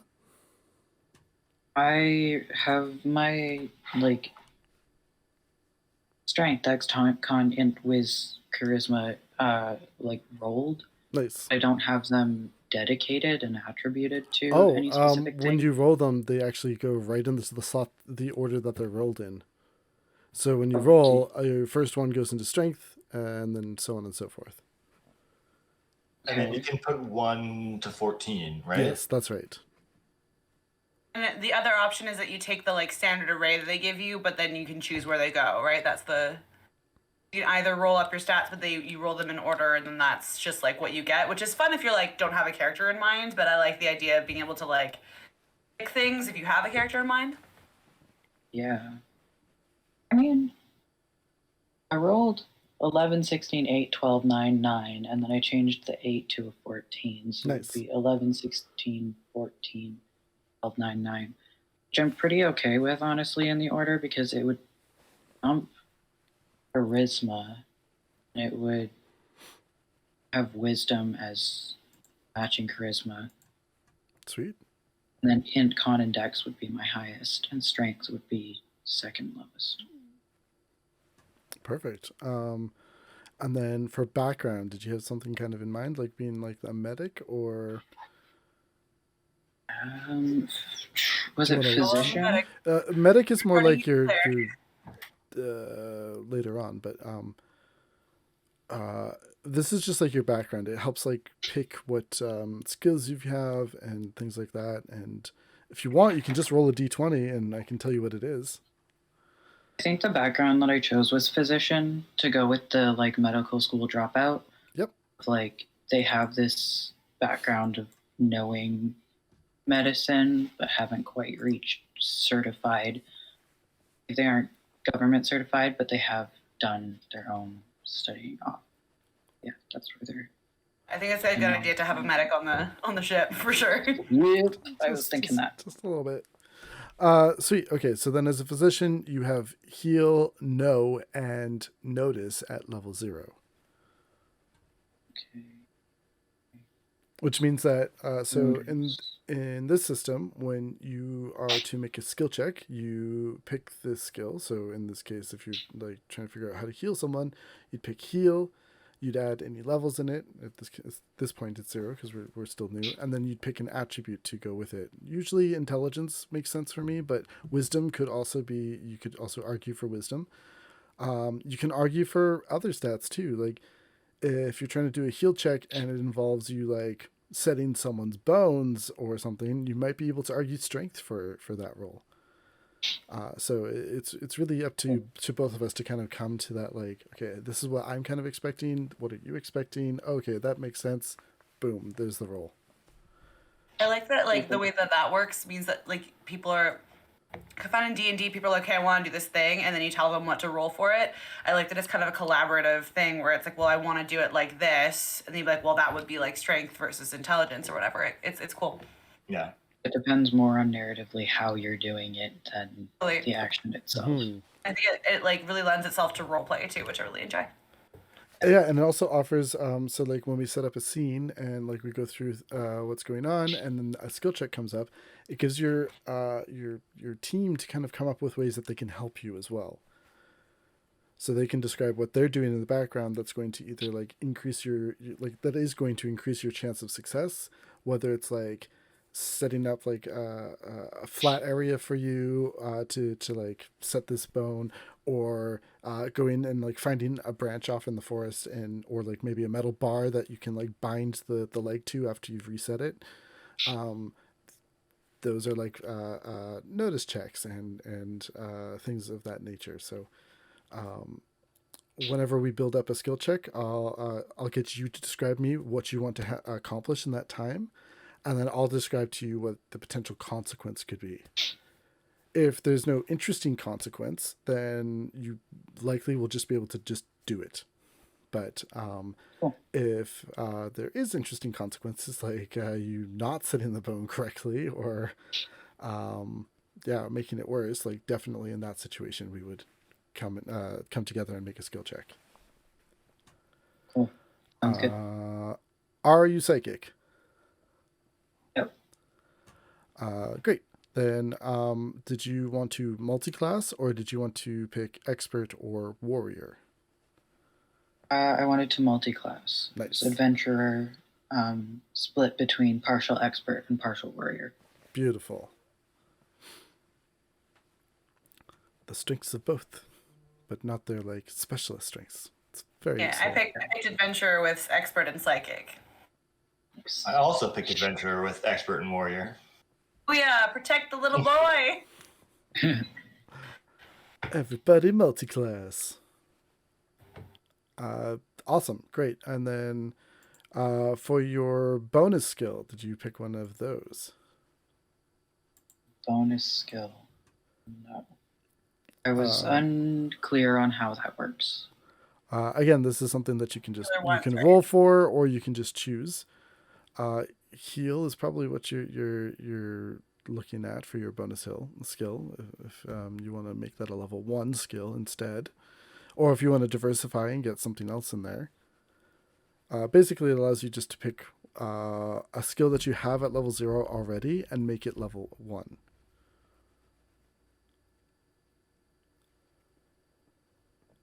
Okay, so it's one of the either heal, know, or notice. Notice, yeah. Okay, then yeah, heal. Nice. Whoop. I have 4 hit points, so. Yeah, we're gonna. As I'm sure we'll cover lots later. Combat is very deadly. You don't have a lot of hit points to go around, and there's not a lot of ways to save you either. So if you die, you die.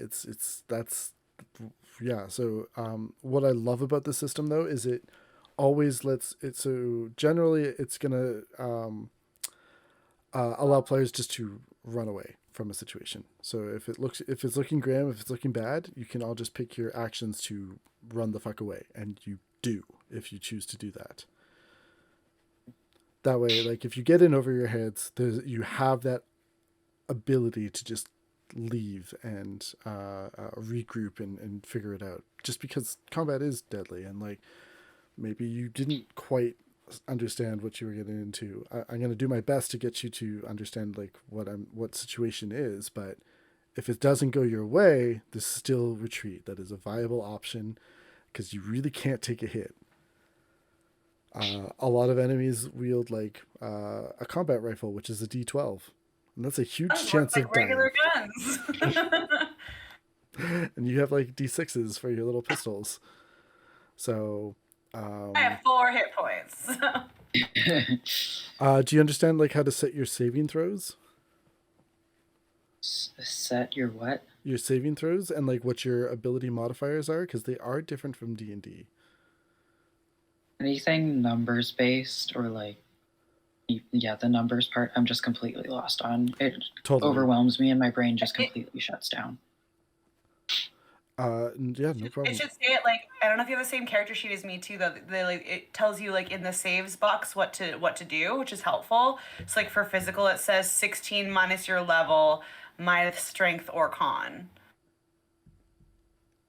So like for me, it was 16 minus my level, which is 0, so not anything, minus my strength or con, which is 1 for con because it's the highest. And you're looking for the lowest number, right, Sam? Yeah, let's just back up a little bit and do modifiers first. So there's the saves.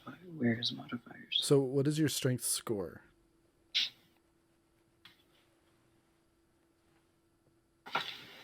11. So an 11 is +0. What's your dex? 16. So that is a plus, I want to say 1, or is it 2? It's 1. It's 1, Plus yeah. 1. 17 is where you go up, right? Or 18? 18 is +2. 18 is plus, yeah, so it takes a bit. So +1 for the 16. Next up? On at 14. +1. Intelligence? 12. +0. Wisdom? 9. That is also +0. And charisma? Also 9. +0. Or -0. Oh my goodness. So either way. Math. Fantastic. Could even be times 0. Wait, no, it can't. Then that would be 0. Okay, so your physical saving throw is equal to 15 minus your strength or constitution modifier, whichever is better for you, like in terms of less minus. Sorry, for or which rather like save? more minus. So what's your con modifier? +1. And your strength modifier? +0. Okay, so you want to take out -1 from your score there. So it would be a 14. Trying to get a What? lower number for your save, not a higher number. Yeah, you're always trying to get lower. So because it's a Because you have plus, to roll over the number.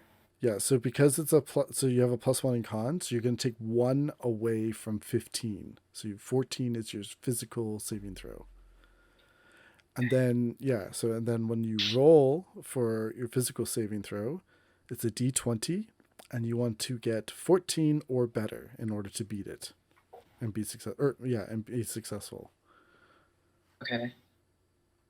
Also, I have a whole bunch of new systems rattling around in my brain, and one of them is the opposite. I'm playing Star Trek. I'm playing Star Trek Adventures later this month or next month, and Nat 1s are crits and Nat 20s are crit fails. Hate it. But also love Why? it. Because it has to be different, and my dice are fuck so you. confused. They're so You confused. can be different and innovative, not different and just flip the rules around, okay? Backwards confusing. It does make better sense in some ways, and like the system itself is excellent. I'm sure it But is. if but you've don't played a fuck with my lot of natural D&D, voice. yeah, your brain is gonna be like, why? It's the same. Specific dice rule bullshit. It's the same rule that will- like a lot of Mopidius uses, the 2D20 system. So like Dune and Star Trek and all Cthulhu, they have a Cthulhu game. Yeah, it's you just gotta like change your thinking and go No, I don't want to. I will say, Noah, like I can see the confusion because of the weird maths and stuff in this. What I would recommend is like don't worry about understanding why it's like that because we didn't when we first did it, and then like once we started playing, it made a ton of sense like how the character sheet is. So just like put the number in for now, and we'll figure out why it's like that later because it doesn't matter at this point as long as it's the right number. That is the only way that my brain works. So it's going to be Yeah. hard to just do something and not I understand know, why I'm doing sorry. it. It's just like it's one of those things where like it's hard to That's explain true. it unless you do it. So next up is your evasion saving throw. So again, like take the better of your dexterity or your intelligence modifiers and subtract that from 15. 16. 15. It's Are definitely we level 1? Yes. Oh. Over level 1. Yeah, and also the quick to it says Well, so my right save here. should be lower then. I thought we were level 0. No, you're not playing level 0. Move it. Oh, I think I have snoring dog. Aw. That would also be 14. Oh, never mind. It's not lower. I'm just bad at math. It's fine. It's fine. Was it your dexterity that was yeah, it's probably a 14. Yeah, my dex is +1. It's better. And then I think 14 as well. your wisdom and your charisma were the same, so it should be 15 for your last save. Which is So 14, mental. 14, 15, I think, for you. Cool. Which is pretty normal. So like, yeah, just try not to get into any life-threatening situations. Or beat that save. Great. But there's ways of like improving your odds, and like it rarely comes down to just roll this and this will happen. There's going to be situational It stuff. encourages you to be like smart about what you're planning and like make it more heisty versus like going guns a blazing, which is fun. Yes, what I love about this system is in the beginning it like shits on players that like love to like run off on their own and do their own thing and split the party and generally just like not be a collaborative storyteller. I mean, like there's times to like scout ahead and like report back and do things, and there's a time for that and a place for it. But like if you're constantly just like I'm doing my own thing, I don't care what the party's doing. The game like literally at the beginning has a little paragraph just for those kind of players. Yeah, it's like you have to be collaborative or you're gonna fucking die. And like the way the game is set up too, like of course you're going to be collaborative because like you build the scene work together, you talk about what you're doing, everyone is going to pitch in and accomplish a goal together, and it's really refreshing. I like it. For the rest of like all of the like extra stuff for like the foci and the psionic techniques or whatever, maybe you and Noah could go over those like off camera, and then we'll come back and maybe show all of ours, like because we've got our like cool things too that people can watch for. But I feel like that's the foci took the longest time because there's so many cool options. We forgot about equipment packages. The equipment. I'm going to assume you want to use the medic pack, and so I'll describe that now. But if you change your mind, totally fine. But medics get a laser pistol, which does 1d6 damage. Is there like a box for this for like items? There's underneath weapons. It's right on your left hand middle. Have like name and then range and ammo and stuff. Go left hand middle. Left hand middle. Now serving. If you like don't want to find that right now, you just want to write it down. There's a bunch of space on the back for like stowed equipment and in your backpack and everything, so you can just write it down and then we'll figure out the slots for it later. Yeah, do that. I'll send you the list of like what the medic is, and it makes a lot of sense, and also means that you might save someone from dying if that ever happens. Yay! I would like that. Lazarus patches. Electio likes this. I will remember that. Yes, he will. And just to kind of go over the mechanics a little bit more, so that the D20 roll is for the saving throws, pretty much exclusively. Mostly we'll be rolling 2d6, and generally that you'll have like a success threshold, and that's how we'll like decide if we move through something. So like what is it, 6 and 8 are like easy tasks that you can generally accomplish. uh, uh, 10 and 12 are quite difficult, almost approaching mastery, and anything over 14 is viewed as nearly impossible. So yeah, if you're getting a skill check of like 14 or 16, maybe think about a different way to approach the problem, or ensure that you have enough bonuses going into that roll that you'll be successful at it. And you're rolling 2d6s and adding them together, I think, is an important thing. It's not like take the highest or whatever. And then on top of that, you add the appropriate skill and ability. Yeah, and there's certain like extra things, like because of my expertise thing, I can re-roll one of my dice per scene. There's like extra stuff where like, okay, well, I have, extra dice in this. I've got like a specific one for my psychic training, which means that every time I roll for precog, I can roll 3 dice. So fairly confident about that. So there's lots of things that will like boost your dice rolls and stuff, and those are things that you'll pick. There's a few mechanics where you roll 3 and then drop the lowest. Yeah. Sweet. Okay, how Should are we all we- feeling? I'm tired. It's Yes. 10:30. Yeah. But I'm It's excited. 10:30. When this airs, it'll be like Yes. 7:50 something. I'm tired at 7:50. I'm excited. This got me really like feeling this character a lot better, and like I like the Characters additions together. that you've made, because Carl and I played with Kayla at the cabin, and so we really liked Carl's character, but it didn't feel like it had a lot of like flavor to it. It was just like 30-year-old white dude, and it was like, that's cool. But I like that you've added the sort of like sailor stuff and the like superstitions, and you've like added a lot more like depth to him. So I'm excited about him now. He's a 30-year-old white guy who's marinated in some flavors for a bit. Yeah, For the first he's, time. traveled the world. He's got tattoos that are all different for religions, and they all look really dumb together, but we like him anyway. And before they like throw it on the grill, like they add salt. Like, what a revelation! And about don't salt. get crazy here. It's salt. It's not like spices.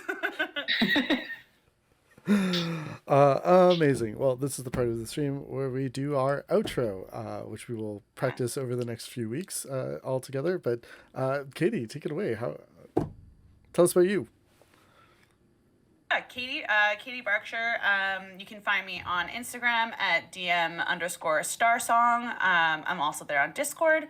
And that I'm on Fablemanters fairly regularly, and just sort of kicking around the internet cosmos. Yeah, that's me. Carl. Carl, you're next. Carl.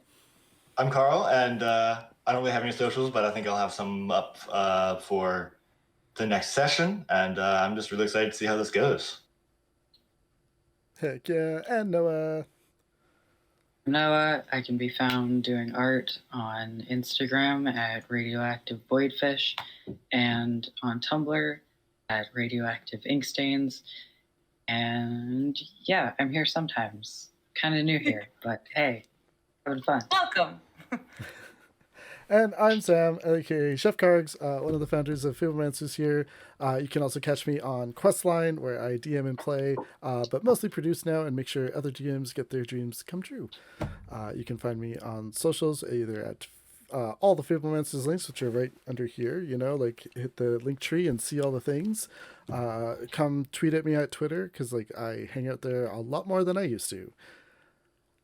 All right, well, I am super stoked to come up with the name for this campaign and to count the stars without number with all of you. Yay. Remember, when you roll the dice... No, that's not my tagline. That's Roz's tagline. I'm just going to leave it there. Ha ha ha ha ha. So remember, What I when was you roll supposed the to say was, the dice roll the story, but you weave the tale. Bye!